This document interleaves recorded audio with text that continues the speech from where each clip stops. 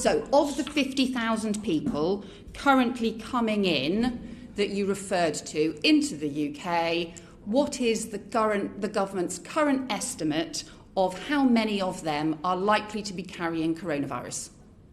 Well, the estimate, and officials are clear about the estimate on this, and the estimate being the only reliable estimate based on their data sets, is 0.5, and that is the figure that they are considering using. Still, for July? With clarity on that, that is effectively what I have been presented with in terms of the figure that they are saying is reliable. But that was a figure for the 23rd of March. That was a figure for the 23rd of March as a percentage of the number of cases in the country. What is the figure for now, today, in July, when we've got different quarantine arrangements in place that presumably are based on some evidence? What is your figure for now? Of that 50,000, what's the government's estimate about the number of those people who are likely to be carrying coronavirus and thereby presumably justifying the quarantine arrangements you have in place?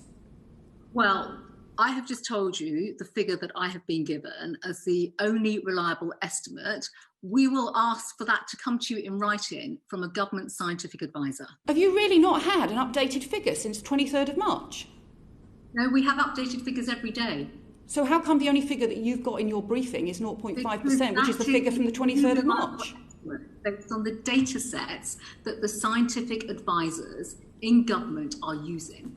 The Home Secretary, as you said, has asked and received continually updated estimates of the proportion of cases in the UK that come in from overseas, and that number continues to be up to 0.5%.